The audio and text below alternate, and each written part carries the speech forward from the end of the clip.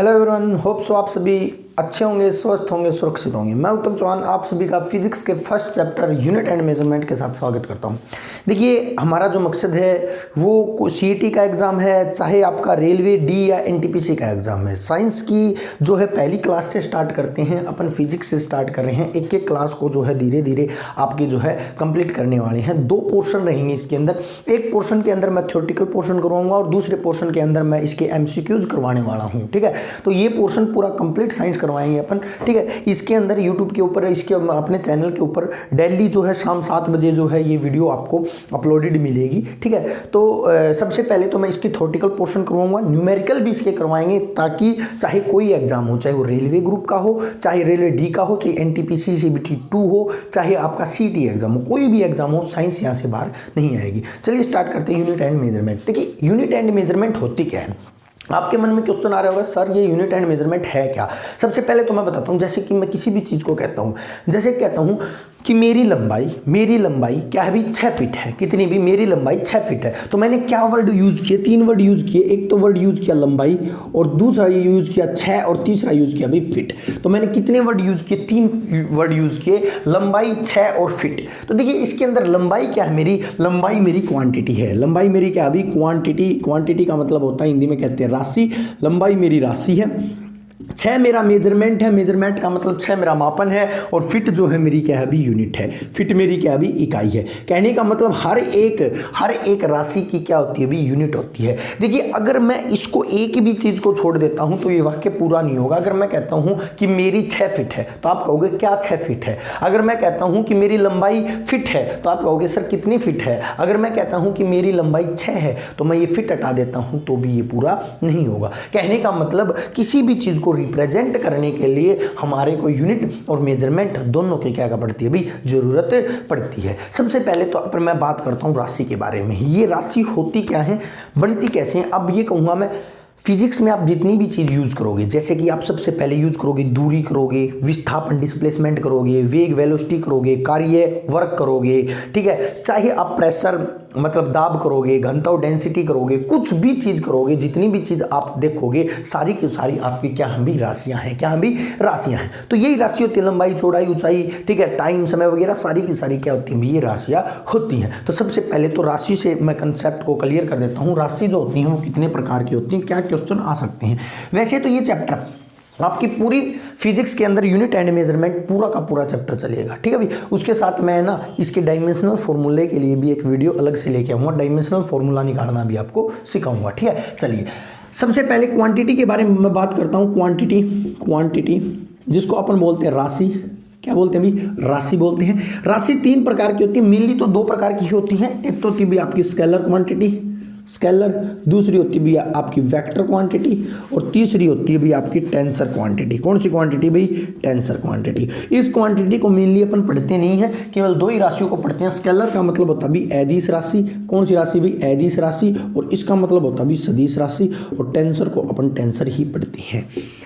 देखिए, नाम में स्पष्ट है अदिश, जिसके पास दिशा नहीं है। अब आप कहोगे सर दिशा से मतलब क्या है? दिशा से मतलब ये नहीं कि पूर्व, पश्चिम, उत्तर, दक्षिण दिशा होती हैं। ये दिशा नहीं होती है। दिशा का मतलब रिजल्ट। जैसे कि मैं कहता हूँ, मैं कुछ भी कहता हूँ, मैं कहता हूँ तापमान। तो तापमान आप कहोगे, सब आपके मन में एक क्वेश्चन उठेगा कि कितना तापमान भी? 20 degree Celsius, 10 degree Celsius, 40 degree Celsius, कितना तापमान? कहने का मतलब अगर मैं केवल तापमान कहता हूं तो उसके पास दिशा नहीं है। जैसे कि मैं कहता हूं मैं स्कूल जाता हूं, तो आप कहोगे सर स्कूल जाते हो आप, आपके पास दिशा है, स्कूल की दिशा। अगर मैं कहता हूं मैं जाता हूं, मैं ये नहीं कहता कहाँ जाता, मैं जाता हूं, तो आप कहोगे सर कहाँ जाते हो? कहने का मतलब मेरे पास दिशा नहीं है। तो दिशा पूर्व, पश्चिम, उत्तर, दक्षिण नहीं होती। तो आपकी स्केलर क्वांटिटी कौन सी होती है? जिनके पास दिशा है। दिशा का मतलब रिजल्ट है, और मैग्नीट्यूड का मतलब परिमाण है। परिमाण का मतलब किसी चीज का वजूद है। ये दोनों चीजें हैं तो आपकी राशि कौन सी कहलाएगी भी? स्केलर क्वांटिटी कहलाएगी। वेक्टर क्वांटिटी का मतलब होता है सदिश राशि। अगर इसके पास दिशा नहीं होती भी, सॉरी, अदिश के पास दिशा नहीं होती, इसके पास दिशा होती है, और दिशा के साथ परिमाण भी होता है। परिमाण का मतलब मैग्नीट्यूड का मतलब उसका वजूद। अगर इसके पास दिशा नहीं है और इसके पास दिशा है, अब देखो मैं फॉर एग्जांपल बताता हूँ। फॉर एग्जाम्पल में क्वेश्चन आते हैं। सबसे पहले मैं दूरी को ही ले लेता हूँ, दूरी होती है डिस्टेंस, बाईलैंग्वेज चलेगा, इंग्लिश को मैं साथ के साथ बोलता चलूंगा, आप लिखते चलना, ठीक है। दूरी डिस्टेंस होती है। मैं कहता हूँ दूरी कैसी राशि है, दूरी एक स्केलर क्वांटिटी है दिस। जैसे कि मैं चलता हूँ यहाँ से गड्डी लेके चला, घूम फिर के ऐसे करके यहाँ पर आ गया। अब आप कहोगे सर ये टोटल लेंथ है, इसके पास कोई भी क्या नहीं है, भी कोई भी दिशा नहीं है, दूरी होगी भी अदिश राशि। अभी मैं एक एग्जांपल लेता हूं जिसको मैं नाम देता हूं विस्थापन। विस्थापन होता भी डिस्प्लेसमेंट। डिस्प्लेसमेंट कहता भी shortest distance from final to initial point. Physics कहती है तू इतना दूर क्यों गया, तेरे को ये इतनी दूरी नहीं दिख रही थी क्या, छोटी से छोटी दूरी नहीं दिख रही थी क्या, इसको कहते हैं अपन डिस्प्लेसमेंट। क्या कहते हैं भी, विस्थापन। तो विस्थापन के पास दिशा हुई या नहीं हुई भी, यहाँ पर इस पॉइंट से इस पॉइंट तक ये दिशा हुई या नहीं हुई, तो ये जो राशि है वो कैसी कहलाती है भी, सदिश राशि कहलाती है। मैं कहता हूँ तापमान कैसी राशि है, आप कहोगे सर तापमान अदिश राशि है। अगर मैं कहता हूँ 30 डिग्री सेल्सियस से तापमान, तो ये कैसी राशि है भी, ये आपकी एक सदिश राशि है। मैं कहता हूं घनत्व तभी डेंसिटी कैसी राशि है भी, इसके पास भी कोई भी दिशा नहीं है, तो ये कैसा होती है, डेंसिटी भी आपकी अदिश राशि होती है। मैं कहता हूं भी आपका द्रव्यमान होता भी आपका मास, और मास होता भी किसी भी वस्तु का वजूद। द्रव्यमान का मतलब मैं जितनी भी चीजों से मिलकर बना हूं वो मेरा क्या है भी, द्रव्यमान है। अब द्रव्यमान जो होता है वो क्या होता है भी, हमेशा उसके पास कोई भी दिशा नहीं होती, लेकिन दिशा किसके पास होती है भी, आपके भार के पास, क्योंकि भार जो होता है वो अकॉर्डिंग टू ग्रेविटी होता है, ग्रेविटी के अकॉर्डिंग होता है। क्लियर भी, तो ये भार है। तो ये जितनी भी राशियां, अब कुछ बच्चे तो ना पता नहीं किस किस से भी लास्ट में नए आए तो उसके आगे कर देना अदिश राशि है, लास्ट में ये आए तो वो कर देना। ये जो है मैं रट्टे वाली चीजें नहीं बताऊंगा, क्योंकि अब जमाना वो बदल गया है, रट्टाफिकेशन अब नहीं चलता है, ये बात आप याद रखना। क्लियर भी, तो स्केलर क्वांटिटी, ये जितनी भी राशियां हैं आपकी स्केलर क्वांटिटी। अब आप कहोगे, मैं कह देता हूं कि सदी राशियों में वेग है जिसको वेलोसिटी बोलते हैं, त्वरण है जिसको एक्सेलरेशन बोलते हैं, फोर्स है जिसको बल बोलते हैं, ये सारी की सारी राशि आपकी कैसी राशि है, वेक्टर क्वांटिटी। अब मैं आपको बताता हूं क्वेश्चन कहां से आता है। सबसे ज्यादा क्वेश्चन पूछा जाता है अभी आपका एक तो कार्य से, किससे बेटा, कार्य से, और एक पूछा जाता है अभी विद्युत धारा से। विद्युत धारा इलेक्ट्रिक करंट और कार्य वर्क, यहां से सबसे ज्यादा क्वेश्चन पूछे जाते हैं। कार्य और विद्युत धारा कैसी राशियां हैं, तो भी ये दोनों आपको लगेगा कि कार्य के पास भी दिशा होती है और विद्युत धारा के पास भी दिशा होती है, लेकिन ये कैसी राशियां होती हैं, ये आपकी अदिश राशि होती हैं। ये बात आप याद रखना, यहीं से क्वेश्चन आएगा जब भी आएगा, ठीक है। तो ये दोनों, क्योंकि ये वेक्टर लॉ कॉन्सेप्ट को फॉलो नहीं करती हैं, ये आपकी अदिश राशियां होती हैं। टेंसर क्वांटिटी जो नहीं तो सदिश है नहीं अदिश है, उनको क्या कहते हैं भी, टेंसर क्वांटिटी कहते हैं। चल क्लियर भाई, तो टेंसर क्वांटिटी में कौन आएगा भाई, टेंसर क्वांटिटी जो होती हैं उनके अंदर दो ही आएंगी, एक तो स्ट्रेस और दूसरा स्ट्रेन। और ये केवल हरियाणा में ही पूछा गया और कहीं पर भी नहीं पूछा गई है टेंसर क्वांटिटी। एक बार एग्जाम में पूछा गया था स्ट्रेस जो है वो किस प्रकार की राशि है, तो आपकी टेंसर क्वांटिटी है। क्लियर भी, तो ये थी भी राशियां। अब मैं बात करता हूँ राशियों के बाद यूनिट्स के ऊपर आ जाते हैं, क्योंकि मेन जो चीज़ है वो आपकी यूनिट है। अपन को किसको मेजर करना है, यूनिट को मेजर करना है। चैप्टर भी कौन सा भी यूनिट है। तो सबसे पहले मैं बात करता हूँ यूनिट के बारे में। देखिए चैप्टर वाइज जितने भी चैप्टर आएंगे उनके साथ साथ मैं राशि और यूनिट बताता चलूंगा। जैसे कि फोर्स का चैप्टर आएगा, बल आएगा, तो बल में मैं आपको बता दूंगा ये राशि है, इसके पास ऐसी मतलब ये जो है इसकी यूनिट ये है, सारी की सारी बातें बताऊंगा। उससे पहले एक बात बताता हूँ, यूनिट की पद्धति। सबसे पहले क्या बताता हूँ भाई, पद्धति। यूनिट की पद्धति क्या होती है, पद्धति। देखिए अनेकों देश, विश्व में अनेकों देश है, अनेकों देश अपनी यूनिट अलग अलग मानते हैं। देखिए मेनली 3 चीजों को मेजर किया गया। सबसे पहले 3 चीज ही आई जिसके अंदर कौन है, एम, एल और टी। देखिए एम को मास बोलते हैं, इंग्लिश वाले भी, हिंदी वाले भी एक बार इंग्लिश को ही देखने की कोशिश करना। एल को लेंथ बोलते हैं और टी को टाइम बोलते हैं। एक बात तो किसको नहीं पता, मास द्रव्यमान होता है, लेंथ लंबाई होता है, टाइम जो होता है वो समय होता है। ये हिंदी इनकी एम एल टी, यही राशियां हैं। मेन राशि ये है जिसके अंदर देखिए मास द्रव्यमान को, अब कई देश तो किसी चीज और में मापते हैं, मास की यूनिट और है। जैसे कि अपन जो है ना, अपन किलोग्राम में मापते हैं मास। लेंथ को अपन किस में मापते हैं, मीटर में मापते हैं। टाइम को किस में मापते हैं, अपन सेकंड में मापते हैं। लेकिन हर देश ऐसा नहीं मानता था, हर देश की अपनी अपनी मापन पद्धति अलग अलग थी। जैसे कि फॉर एग्जांपल मैं बताता हूँ, मापन पद्धतियां कौन कौन सी थी। एक तो थी भी CGS, दूसरी थी भी FPS, तीसरी थी भी MKS, ये जो है ना पद्धतियां थी, मेनली 3 पद्धति थी जो मापन पद्धति थी। जैसे कि ये जो होता लेंथ सेंटीमीटर में, मास ग्राम में, टाइम सेकंड में। फिर बोलूंगा मैं, मास सेंटीमीटर में, ग्राम में और सेकंड में। यहां पर लिख देता हूं मैं, यहां पर ये लेंथ है, ये मास है और ये टाइम है। जिस पद्धति में ये यूनिट यूज की जाए उसको बोलते हैं सीजीएस पद्धति। Foot pound second, foot pound second, जिसमें लेंथ फुट में, मास पाउंड में, टाइम सेकंड में मापा जाए उसको बोलते हैं एफपीएस पद्धति। ये क्या था, metre kilogram second, metre kilogram second. और जिस पद्धति में लेंथ को मीटर में, मास को किलोग्राम में, टाइम को सेकंड में मापा जाए उसको बोलते हैं भी अपन कौन सी पद्धति, एमकेएस पद्धति। अब आप कहोगे सर ये आपने पद्धतियां बता दी, अब एक बात विधन जो है मन में आ गया कि हर देश अपना अलग अलग पद्धति लेके चल पड़ा। ठीक है, वैसे पद्धतियों की शुरुआत जो है ना, ये यूनिट जो थी, यूनिट पद्धति जो थी, इसकी शुरुआत फ्रांस से हुई थी। किससे हुई थी भी, कई बार देश पूछ लेता है कहाँ से स्टार्ट हुई थी, कोई भी पद्धति थी वो कहाँ से स्टार्ट हुई थी, फ्रांस से। और मापन का मुख्यालय जो है ना वो भी कहाँ भी, फ्रांस में ही है। ठीक है, ये बात याद रखना। तो ये फ्रांस जो था इसमें ये पद्धतियां शुरू हुई थी, तो ये अलग अलग पद्धतियां थी।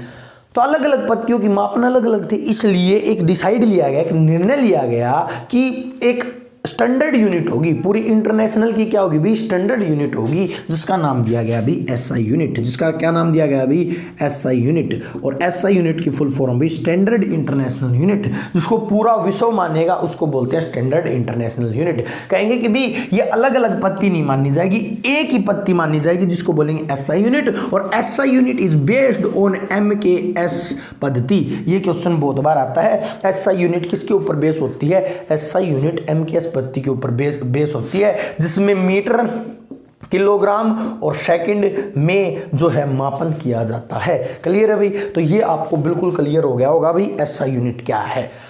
अब देखिए एसआई यूनिटों को 2 भागों में विभाजित किया गया। एसआई यूनिट को कितनी भागों में विभाजित किया गया अभी, 2 भागों में। देखिए कुछ एसआई यूनिट ऐसी थी जो जैसी थी वैसी की वैसी रही, जैसी थी शुरू में आई और वैसी की वैसी रही, उनमें कोई भी बदलाव नहीं हुआ। कुछ एसआई यूनिट ऐसी थी जिनके अंदर बदलाव हुआ। एसआई यूनिट्स को बाद में आगे चल के कितने भागों में विभाजित कर दिया, 2 भागों में। एक होगी भी आपकी फंडामेंटल यूनिट और दूसरी होगी भाई आपकी डेराइव्ड यूनिट। देखिए फंडामेंटल का मतलब होता है मूल इकाइयां और डिराइव्ड का मतलब होता है व्युत्पन्न इकाइयां। कौन सी इकाइयां भी, व्युत्पन्न इकाइयां। फंडामेंटल का मतलब मूल का मतलब जिनमें कोई भी बदलाव ना हो, डिराइव्ड का मतलब व्युत्पन्न जिनमें बदलाव संपन्न हो। तो सबसे पहले तो आपको पद्धति के बारे में पता चल गया। अब मैं बात करता हूं फंडामेंटल और डिराइव्ड यूनिट के बारे में। कौन सी यूनिट फंडामेंटल है, कौन सी यूनिट डिराइव्ड है, क्योंकि कई बार एग्जाम में ऐसे भी क्वेश्चन आ जाता है कि निम्नलिखित में से कौन सी फंडामेंटल यूनिट है, निम्नलिखित में से कौन सी डिराइव्ड यूनिट है। तो भी फंडामेंटल का मतलब जिसमें बदलाव ना हो, व्युत्पन्न का मतलब जो डेराइव करके मतलब बदल कर बनाई गई हो उसको क्या कहते हैं भी, डेराइव्ड यूनिट बोलते हैं। स्टार्ट करते हैं अपन फंडामेंटल और डेराइव्ड यूनिट से। सबसे पहले तो मैं बात करता हूं फंडामेंटल यूनिट से। देखिए सबसे पहले 3 फंडामेंटल यूनिट आई और जिनके ऊपर सारी की सारी डेराइव्ड यूनिट बनी। डेराइव्ड यूनिट जो है जितनी भी बनी वो 3 ही फंडामेंटल यूनिट पर बनी थी। तो सबसे पहले मैं बात करता हूं फंडामेंटल यूनिट, मूल इकाइयां। वो इकाइयां जिनमें कोई भी बदलाव संभव ना हो, वो इकाइयां जिनमें कोई भी बदलाव संभव ना हो, जैसी आई वैसी की वैसी रही, उनमें कोई भी बदलाव नहीं हुआ, उनको कहते हैं फंडामेंटल यूनिट। देखिए अब कई बार क्वेश्चन आता है कि कुल फंडामेंटल यूनिट कितनी होती है, तो आंसर 2 आती है। कई बार आंसर आ जाता भी 7 और कई बार आंसर आ जाता भी 9। अब आप कहोगे कि सर ये कैसे होता है, मैं आपको बताऊंगा। कई बार क्वेश्चन आता है फंडामेंटल यूनिट्स कितनी होती हैं, तो 7। कई बार क्वेश्चन आता है कुल फंडामेंटल यूनिट कितनी होती है भी 9, क्योंकि 7 के बाद 2 और फंडामेंटल यूनिट आई जिनको बोलते हैं, क्या बोलते हैं भी, जिनको पूरक फंडामेंटल यूनिट बोलते हैं, एब्सोल्यूट फंडामेंटल यूनिट बोलते हैं। एब्सोल्यूट फंडामेंटल यूनिट AFU लिख देता हूं मैं, आगे करूंगा मैं। तो इसलिए कई बार ना ये छोटे मोटे क्वेश्चन भी गलत हो जाते हैं। अगर आपसे पूछे फंडामेंटल यूनिट कितनी होती है तो 7। अगर आपसे पूछे कुल फंडामेंटल यूनिट कितनी होती है, कितनी भी, 9। मैं बताता हूं। सबसे पहले 3 फंडामेंटल यूनिट आई। सबसे पहले तो आई मास को बोलते द्रव्यमान और द्रव्यमान की इकाई जो होती है वो क्या होती है भी अपनी किलोग्राम होती है, और यही रहेगी, इसमें चेंजमेंट नहीं होगा। दूसरी आई भी आपकी लेंथ, और लेंथ को बोलते हैं लंबाई, आपको पता ही होगा, और लंबाई की यूनिट होती है भी मीटर, क्या होती है भी मीटर। उसके बाद आई टाइम, और टाइम होता है समय, और समय को नापते हैं भी किसमें भी सेकंड में, क्लियर भी। उसके बाद आई भी तापमान। अब एक बात और बता देता हूँ, एक बार रुक जाता हूँ मैं यहीं पर। ये जो 3 फंडामेंटल यूनिट थे ना, ये 3 फंडामेंटल, ये इंपॉर्टेंट फंडामेंटल यूनिट थी। इन्हीं 3 फंडामेंटल के ऊपर जो दूसरी प्रकार की यूनिट होती है ना, जिनको बोलते हैं डेराइव्ड यूनिट, क्या बोलते हैं भाई डेराइव्ड यूनिट। ये जो डेराइव्ड यूनिट जो है ना, इन ही फंडामेंटल यूनिट्स पे बनी है। किन पे? 3 फंडामेंटल यूनिट्स पे आगे मैं करवाऊंगा, ठीक है, क्लियर भी। मैं आगे करवाऊंगा। तापमान टेम्परेचर होता है। तापमान क्या होता है भाई? टेम्परेचर होता है। टेम्परेचर की वैसे तो डिग्री सेल्सियस, फ़ारेनहाइट, केल्विन, बहुत सी यूनिट है, लेकिन अगर आपसे पूछे फंडामेंटल यूनिट क्या है तापमान की, तो आप क्या कहोगे भाई? इसकी फंडामेंटल यूनिट क्या होती है भाई? केल्विन के होती है, क्लियर भी। उसके बाद विद्युत धारा, इलेक्ट्रिक करंट आई। वैसे तो विद्युत धारा की जो होती है वो जो होती है अलग होती है, मतलब यूनिट जो होती है अलग होती है, कूलाम पर सेकंड भी होती है, लेकिन विद्युत धारा की जो फंडामेंटल यूनिट जो होती है वो क्या होती है भी? एम्पियर होती है। क्या होती है भी? एम्पियर होती है, क्लियर भी। उसके बाद ज्योति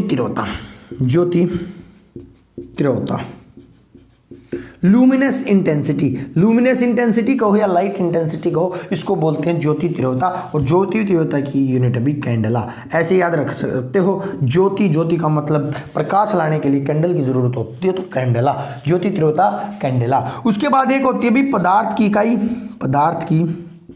इकाई, यूनिट ऑफ मैटर। पदार्थ की इकाई जो होती है वो मोल होती है। अब देखना, सुनना, बात क्या है मोल के बारे में, कंसेप्ट सुनना। आप कहोगे सर ये पदार्थ की मात्रा का मतलब क्या है? देखिए, पदार्थ में छोटे छोटे एटम होते हैं बहुत ज़्यादा, छोटे छोटे परमाणु होते हैं बहुत ज़्यादा। अब उनको रिप्रेजेंट करना बहुत ही कठिन कार्य है भी, छोटे छोटे को कैसे गिनेंगे? तो इसलिए एक साप्ताहिक मतलब नंबर दिया गया। एवोगैड्रो साइंटिस्ट था, उसने एक नंबर दिया जिसका नाम था एवोगैड्रो नंबर, और उसी एवोगैड्रो नंबर को ही क्या कह दिया गया अभी? मोल कह दिया गया। कहने का मतलब बहुत से एटम मिलकर क्या बना दिया अभी? एक मोल का निर्माण कर दिया गया, ठीक है भाई। तो ये जो होती है पदार्थ की इकाई जो होती है मोल होती है, और जितना भी एटम का जो कंसेप्ट होगा, मोल कंसेप्ट होगा, उसमें सारी की सारी बातें अपन पढ़ेंगे केमिस्ट्री के अंदर। यहां पर इतना ही है। तो ये थी भी कुल 7 इकाइयां। ये कितनी इकाई थी भी? कुल 7 इकाइयां, 3 ये और 4 ये, तो कुल कितनी? 7 इकाइयां। लेकिन अब कहूंगा कि सर आपने तो 2 और बताई हैं, तो 2 और कौन सी हैं भाई? वो होती है भाई एब्सोल्यूट फंडामेंटल यूनिट्स। कौन सी होती है भाई? Absolute fundamental unit. तो 2 फंडामेंटल यूनिट और आई जिनको बोलते हैं एब्सोल्यूट फंडामेंटल यूनिट, जिनको बोलते हैं पूरक मूल इकाइयां। पूरक मूल इकाइयां में 2 थी। एक तो समतल कोण जिनको बोलते हैं प्लेन एंगल, और एक थी भी ठोस कोण जिसको बोलते हैं भी सॉलिड एंगल। क्या बोलते हैं भाई? सॉलिड एंगल, ठीक है। 2 प्रकार की आई। देखिए, प्लेन कोण का मतलब जैसे मैं ऐसे करके ये 60 डिग्री का कोण बना देता हूं, ये प्लेन एंगल होता है, ठीक है। प्लेन एंगल जो होती है उसकी यूनिट होती है भी रेडियन। क्या होती है भी? रेडियन।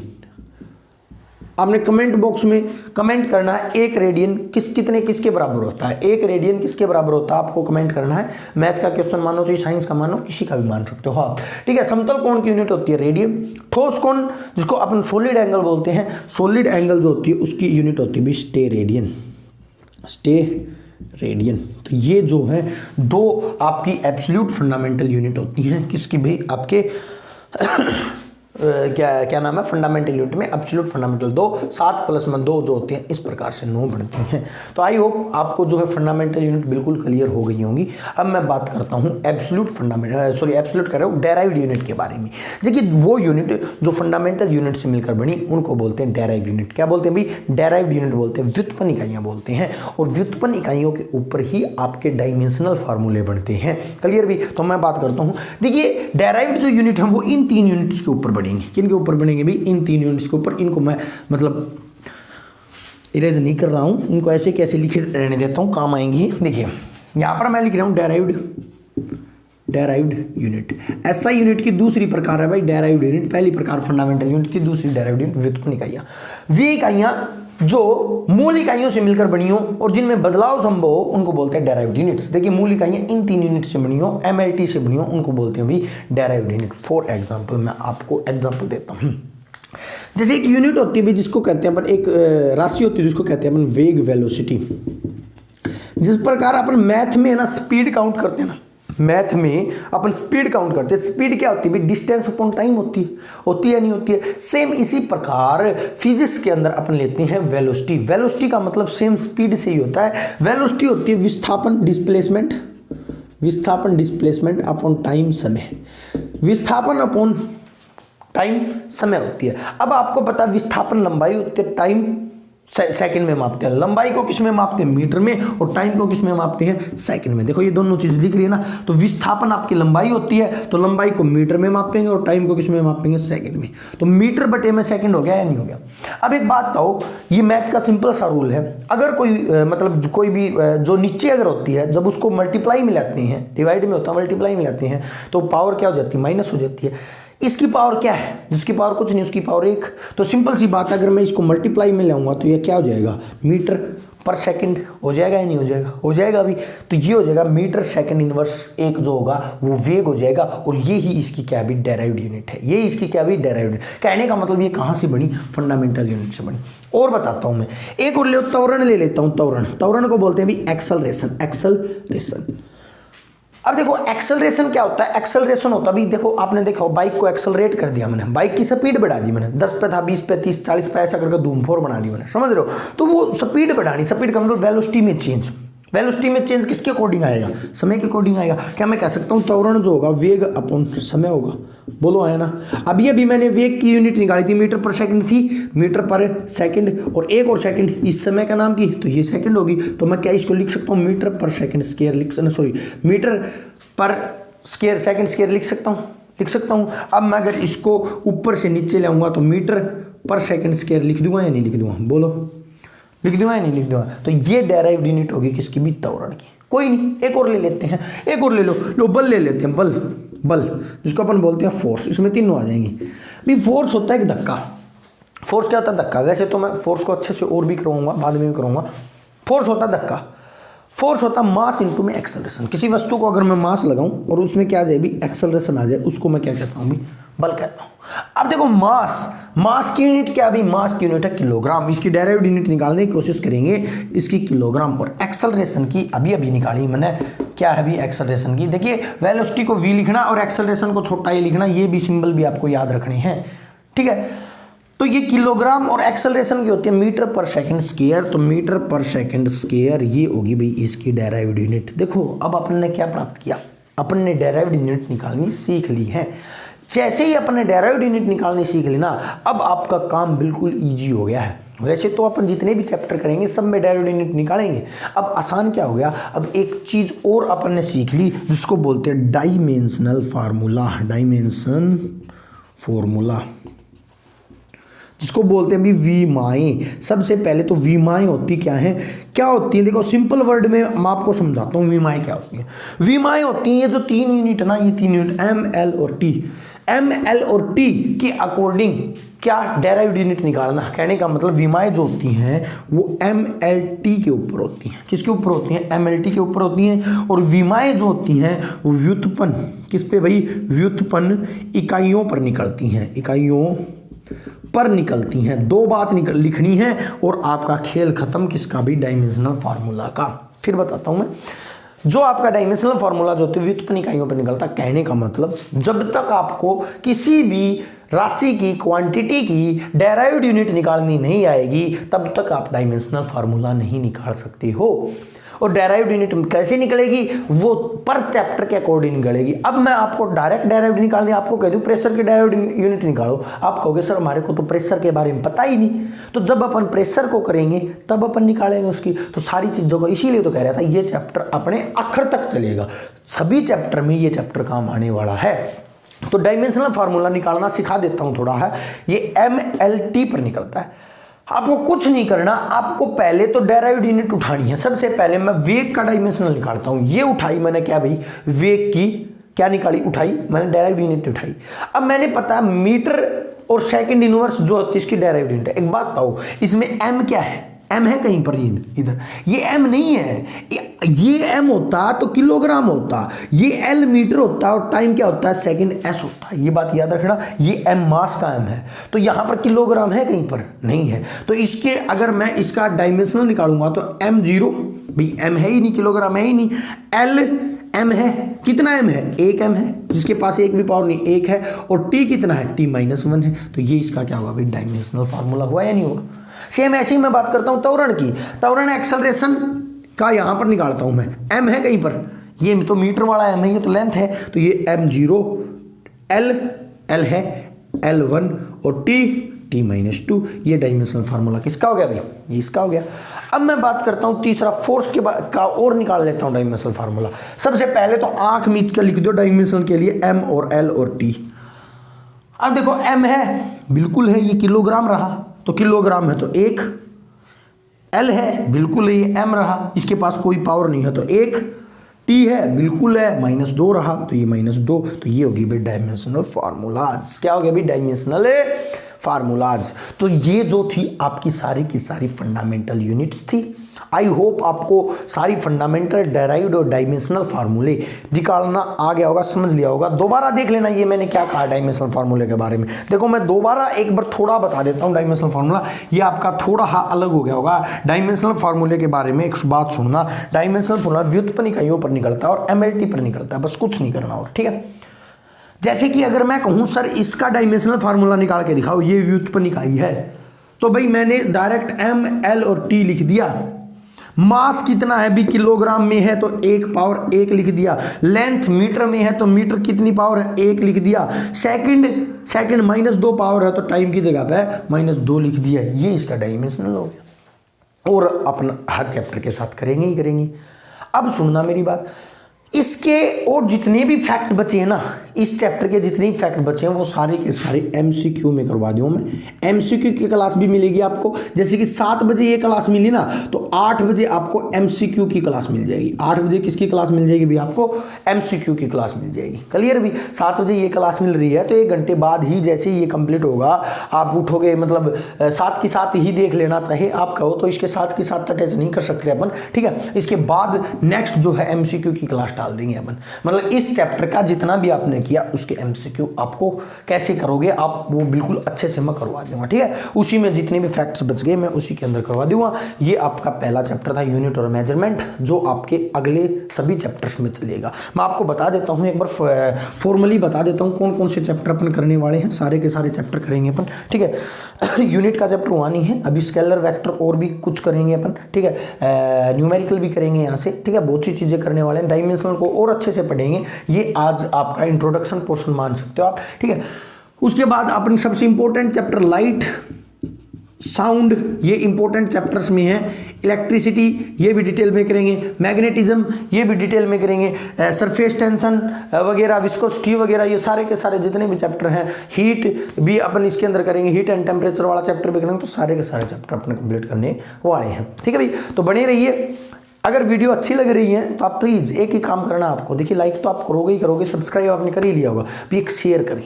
अगर आप शेयर करते हो, मान के चलो 100 लोग भी शेयर करते हो तो बहुत से, जितने लोगों के पास मेरी वीडियो जाएगी उतना ही मेरे को मोटिवेशन अच्छा प्राप्त होगा।